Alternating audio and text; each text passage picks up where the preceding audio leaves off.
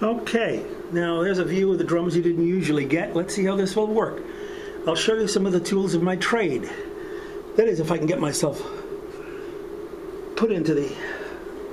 Here's the way I usually come in. Pull this drum out. Just come on in. And voila. Anyway, I mentioned that I have these new sticks of Ron Carlisle's. This is the symphonic line. These S4s. The handles are of carbon fiber, and this is his orange melody. I call the S4s. They're somewhere between a general purpose, medium hard, and a general purpose, and they have a very good sound.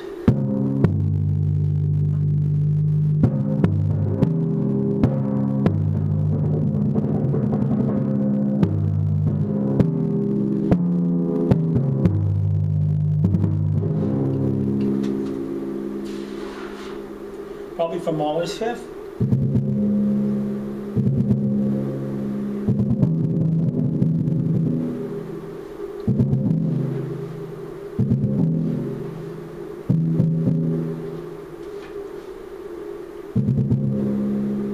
Very crisp articulation. I like it.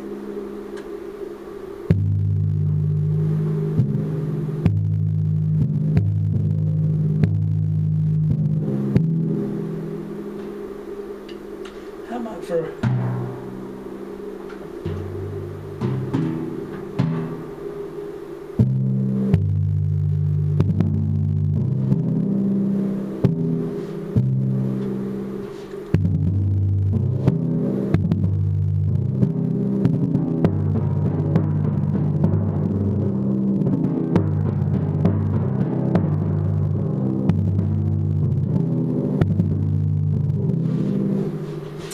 articulation there too. Having a little trouble with that low G here.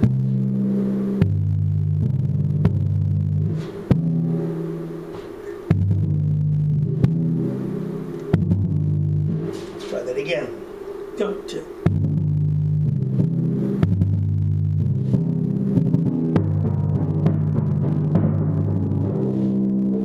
Oh, and here's one of my little hazards here.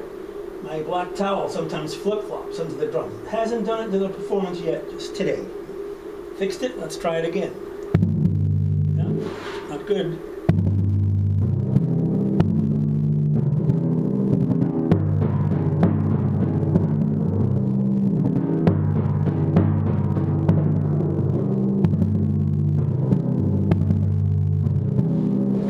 I'm just fiddling with these excerpts, but these sticks feel like I've been in my hands for years. I love them.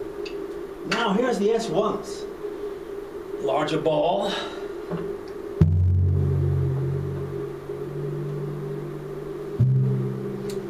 Excellent for Wagner. Very nice round sound. Or this Death and Transfiguration.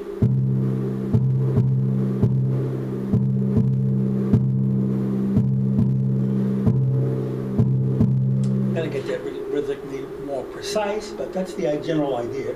Or Hunding's motive from Die Walküre.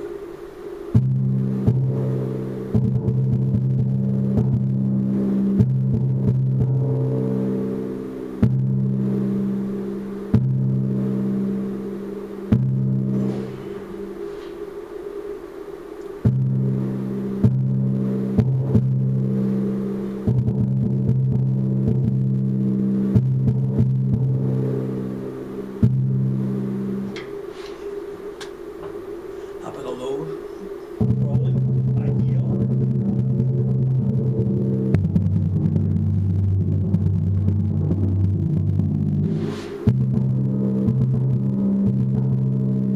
A little solo from the 8th Symphony of Dvorak, the Adagio, you know.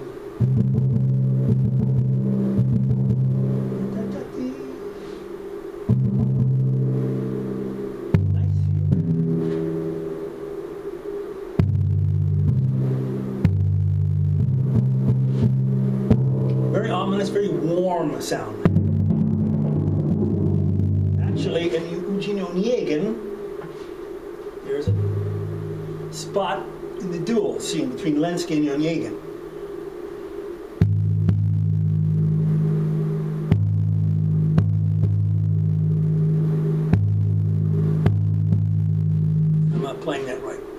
slower.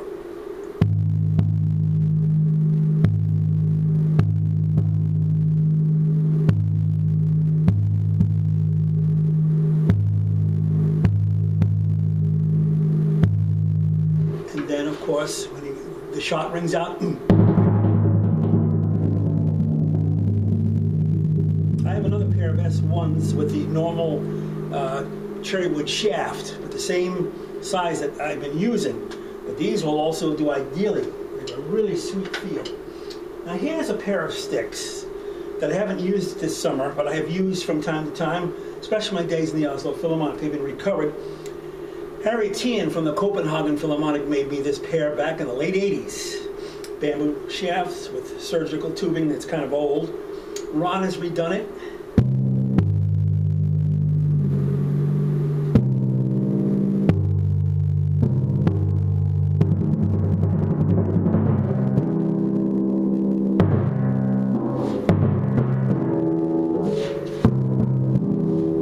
Mahler second Timothy part. Third movement.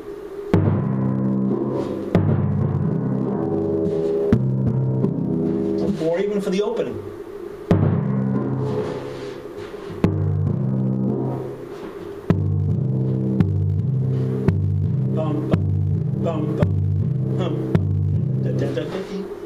Anyway, feel good. They felt good 30 years ago. In fact, I had these on a tour with the Oslo Philharmonic. I think 1989, we were in Switzerland, or in a French speaking part of Switzerland. I think it was Geneva. And I got a good review. The timpani opening and the old Sibelius First Symphony sounded like pure cream. And these were the mallets that I was using. Here's a pair from a complete set that I have that is made by Rhapsody Percussion. Rich Janicki does the rapping on these, although Ron has recovered these.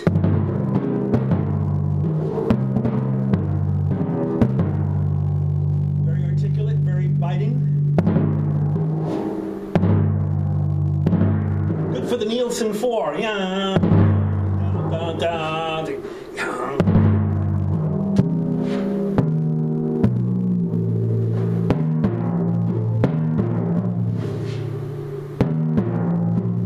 Very nice. Very good. Medium hard to hard. Just the sound that I need.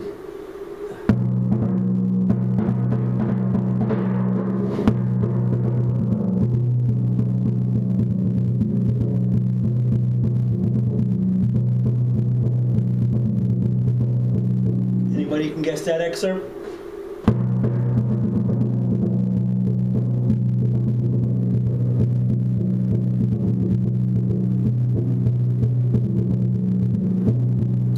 Mercury from the planets. Not quite hard enough, but if I picked it up accidentally, I could do it. Well, there you have my little corner of the world with some of the excerpts. Not from the shows. There are not enough.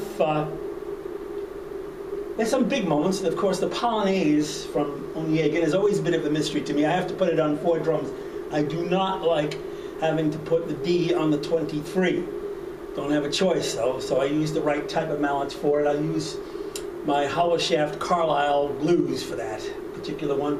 I'll have G, A, C, and D. And maybe I can actually show you what I'm talking about here. Let's see if I can keep my papers from falling out.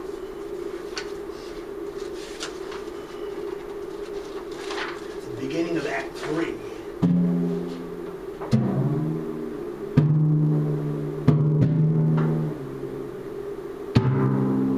When I did this in Oslo,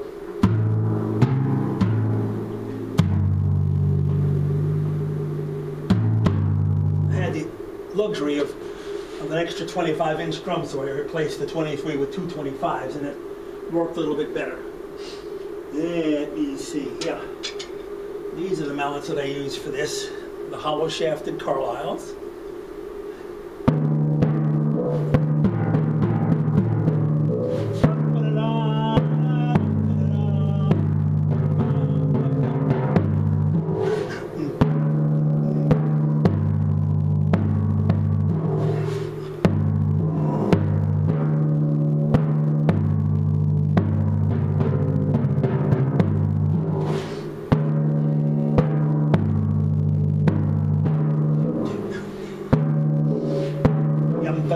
dum dum dum.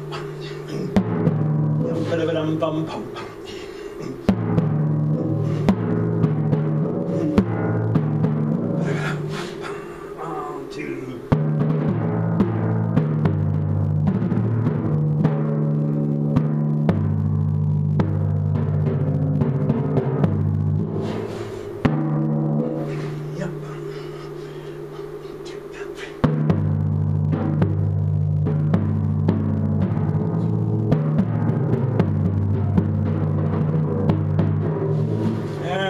Before 165, you got to be careful there.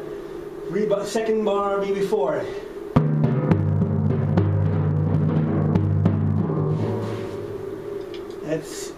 That's a very nasty spot. But then again, that's what it is. It is what it is, and you make the best of it. I mentioned another spot that had the heartbeat as Lenski dies after his shot.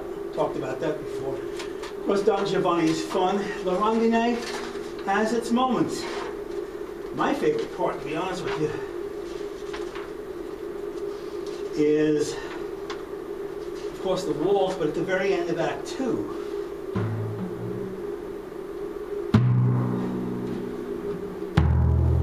Where it reprises the ensemble at 45.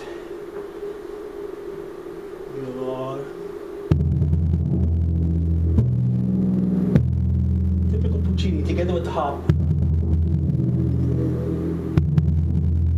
Open fifths. Maybe these would work better, huh?